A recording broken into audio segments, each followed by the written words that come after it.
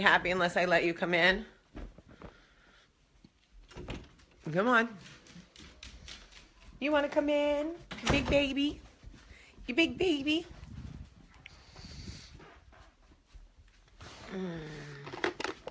Oh Lord, won't you buy me a Mercedes Benz? My friends all drive Porsches. I must make amends. Worked hard all my lifetime, no help from my friends. So, oh Lord, won't you buy me a Mercedes Benz? You want to buy me a Mercedes Benz? Hello, everybody. Good morning and welcome to Coffee Talk. How's everybody doing? You're probably wondering why Coffee Talk's a little late this morning. I'm happy to tell you. Michael and I could not get out of bed. It was one of those mornings where the kids came in and I was thinking, why have I not taught these kids how to make breakfast yet? We went out last night and hi, Nicole Sweet. I'm so happy to hear you're out of the hospital. So we went out last night to this fundraiser. By the way, there was this cute girl in line with me. Her name was Casey, I think. She's a member of the Coffee Talk family. She looks super cute. And she said she wasn't drunk, but she was a little buzzed.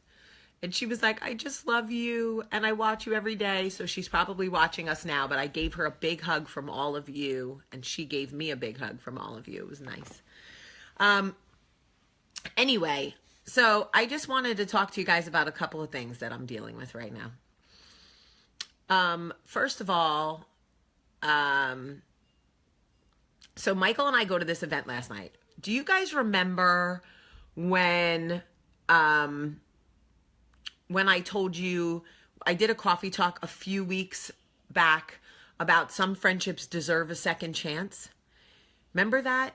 I was really good friends with this girl for a long time, and then we sort of drifted off right before Jersey Belle started filming, and then we saw each other at a funeral a few weeks ago, maybe a month ago, and we decided that we would give our friendship another chance. And we really were able to pick up where we left off, even though we haven't spoken in over 2 years. And we went out with them last night, and it was so nice to just be with people. Like, it was so easy. It really was so easy. Anyway, so we go to this affair. Oh my God, I'm like my mother. So we went to this beautiful affair. You would have died. It was gorgeous. We went to this event and it was all 20-somethings. So Michael has no idea what it's going to be, right? I have no idea what it's going to be. We walk in, we check our coats. Michael takes one look around at the very crowded event, very crowded, like jam-packed body to body. And Michael goes, I'm the oldest man in the room. And I say, so what? You're also one of the most handsome men in the room. And he's like, okay, these kids are all in their 20s. Like, I could be their dad. I'm like, and I could be their mom. So what's our choice? That's how I talk to my kids. What's our choice? Our choice is we could stand on the side and feel bad about our age, or we could just have a good time with each other and with our friends, and who cares? And I was like, listen, these kids are going to be doing things that we don't typically do. It's like a rave in here, right? So Michael at 54 is not like raving. But I said to him, you're here, so try to take in the experience. Just if we can't be the youngest people in the room, let's try to be the coolest people in the room. And he was like, all right, I got you. I'm like, come on, Bond. And my man looks good in a tux. And by the way, this is the second time he's been in a tux in like 2 weeks. Yes, I will take it all day. So anyway, we go onto the dance floor. And Michael and my girlfriend's husband are sort of standing on the side. And she and I are dancing up a storm because why not? And then I would go over and like dance with Michael for a little while. And he would laugh or totally ignore me, as some of you saw in the video. He's not like the dancing guy. I'm live. See the word live at the top? But here's the cool thing about life is so often we find ourselves in situations where we walk into the room and feel like we are the one person who does not fit in.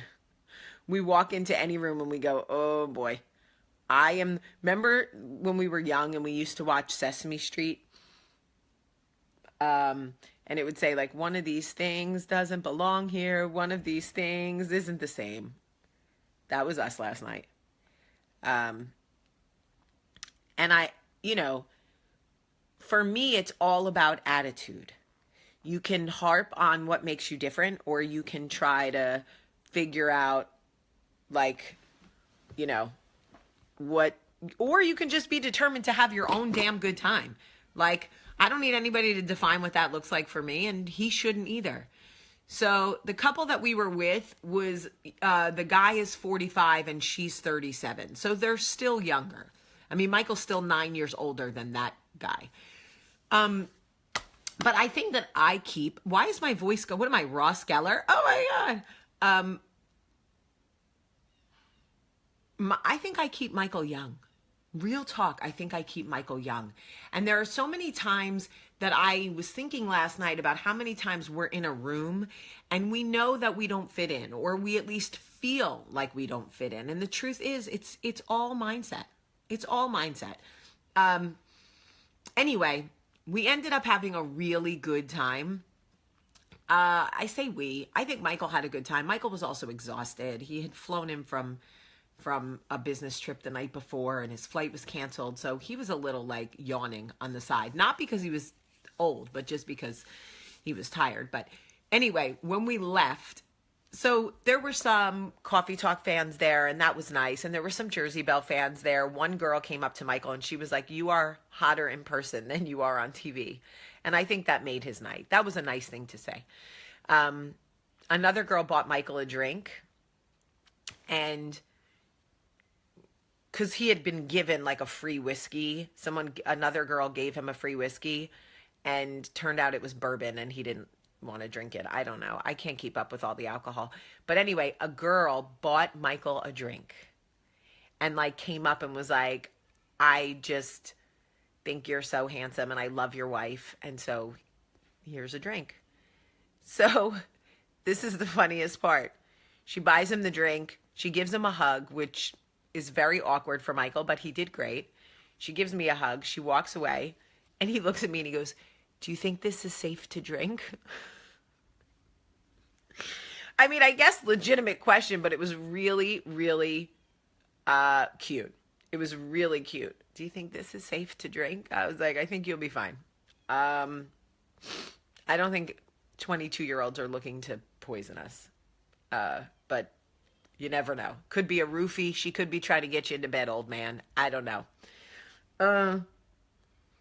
So anyway, we had a good time. It was nice. But when we were leaving, this was the most fun. We were leaving. We go to the coat check, whatever. We get our coats and we walk out. And as we're walking to our car, he goes, "So is that how the other side lives?" I go, "What do you mean?" He goes, "The youngins. Is this what they're doing while we're home, putting kids to bed and like falling asleep at 10 o'clock? And I go, "Yeah, that's how they live." He's like, "Did we do that at 20? I'm like, "I still do that sometimes." He was like, "Man, I don't know that I could keep up." I'm like, "You did great. High five." So we had a good night, and then we came home, and I got to tell you, watching Michael get into a tux is always a pleasure, but watching Michael get out of a tux is like, oh my God, it's like a scene from a movie. Watching him untie that bow tie and like, I'm like, "Yes, honey, I am here for this."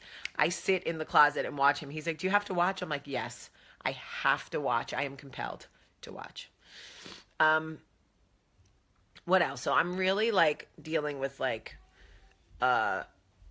a hard thing with Charlie right now. And I know you guys love Charlie. And listen, nobody loves Charlie more than me. Okay. I literally didn't put that child down for the first year of her life.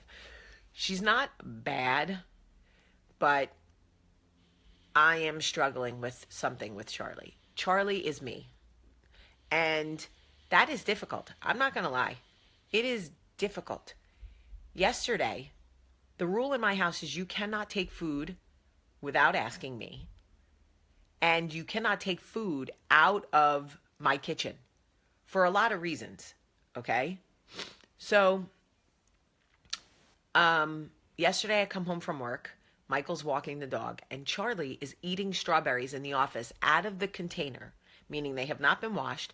She's eating the strawberry and putting the stem back in the whole thing of new strawberries, okay, because she's gross.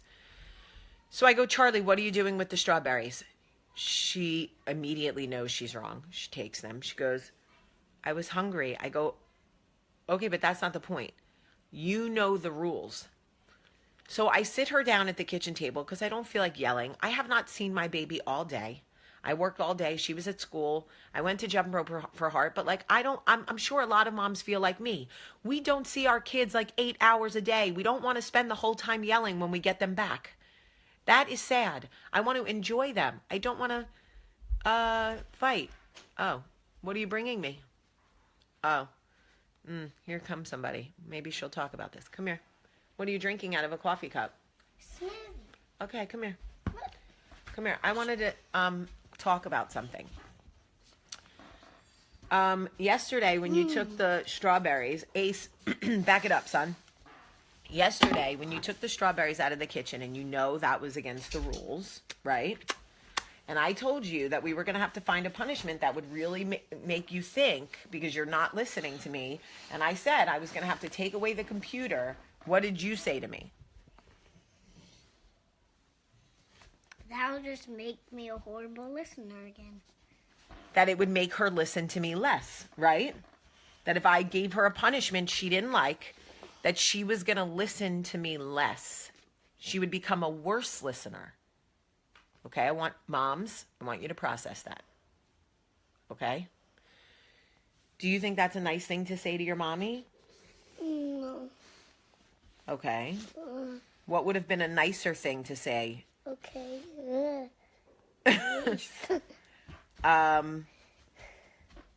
And then what did you say that you wanted your punishment to be? Emojis. What did you say you wanted your punishment to be? Hearts. Focus. What did you say you wanted your punishment to be? No friend's house. No, from Daddy. Just to get a spanking. And he's not even strong. Say it again. To have a spanking, and my dad's not even strong. He gave us all a spanking once. It felt like wolf cream. Okay, she said her other option would be a spanking from her dad, by the way, who never has ever spanked his kids. I think he tried one time and failed miserably. And she said, I would rather have a spanking from Daddy because he's not even strong. He tried to spank me one time and it felt like wolf cream. This is what I'm dealing with. So, look, do you see what they're saying? Charlie, be nice to mommy. Listen to your mommy. It's the right thing to do. Okay? Stop sending me all these messages. Please. Oh, you better follow up with those manners, child. Okay, so we are working on this. It's not cute and it's not funny. And we can laugh like right now because she's cute and she's funny right now. But the overall, the arc is it's not funny. It's not funny. And so this weekend, Michael and I are going to spend some time really thinking about how to structure punishments in this house that are effective. Mommy. What? Can I have a cup of coffee? Yeah. You could have some wine and a beer too. Yeah. You could also pay rent. Why don't you start doing that? Why don't you get a job and start paying me rent if you don't want to listen to my rules? No. Yes. No. Yeah. Look at me. I don't want to pay rent. Then you need to listen to my rules. Do you understand me? What does rent even mean? It means you pay me to live here. You have to give me money to live here. Thoughts? C-A. Where does it say C-A instead of C-H? Too bad she can't read. Okay, anyway, listen to me. Daddy and I are going to talk about punishments that work. No, ma'am, that's disgusting. Yeah, take your smoothie and go somewhere with yourself. We're going to work out a wrench structure. Cheers. You want to cheers? Okay. Cheers with coffee and a smoothie. Love you. Cierra la puerta. Cierra la puerta, por favor. Y si tú sabes, cierra la puerta. Charlie, Yeah. cierra la puerta. Take Ace outside. No. Cierra la puerta. Put this somewhere else. You know what? You keep playing me. Keep playing me. And close my door. What am I going to do with her? What am I going to do with her? She is exactly like me, except I was scared of my mom. Guys, I grew up in the 80s where moms hit us with shoes and anything they could find. Extension cords, shoes, dustbusters, I don't know. Real talk? Yes, Kathleen Strickler, there should be consequences for improper actions. Okay? There are consequences in this house, and there will be consequences in this house. Michael and I are going to write out a chore and consequence structure this weekend because it's not funny and it's frustrating. And the world keeps telling Charlie how cute she is. And she has started believing them. And I am going to have to really dig in her ass, if I'm being honest, okay? Okay. My mom was too harsh, like, you know, my mom was too harsh, and then, you know, I think I went the other, no, skedaddle, no ma'am, skedaddle, no ma'am. Now you're getting too bold for your britches. Jesus, take the wheel. Take it. Take it from my hands. Because I can't do this on my own. Jesus. Jesus. Just, could you imagine? Anyway, I'm not going to be like my mom. Because my mom was too harsh. But I can't be too soft. So I am making a chores and consequence chart. Everybody will do chores in this house, like it or not. And everybody will have consequences that Michael and I will abide to. And I'm going to tell you guys now, if Michael does not back me up on this, the next coffee talk you see is going to be, so Michael and I are getting divorced. And that's how that's going to go. Because I'm at, like, literally, this is Jamie trying to be funny, but really not. All right, so I am going to go for a walk and take the dog. Oh, Tiffany, I'm not saying I didn't deserve every ass whooping my mother gave out, but she was too much. It was too much. It was too much. I'm going to work on structure. I'm a smart girl. If I just take my time and think about what that needs to look at, I will get there. Because I'm not letting her get away with it. She's amazing now at respecting other people. You best believe if you give that child some ice cream, the first thing coming out of her mouth is thank you. But we need to get her doing the same thing in this house. Because homie don't play that. Homie don't play that. And neither does mama. All right. I love you guys so much. Thank you so much for just sitting and talking with me on a Saturday morning. It means so much to me. I love you guys. And I hope that you have a wonderful, wonderful day. Bree Messer, we are the same people. All right, I love you guys.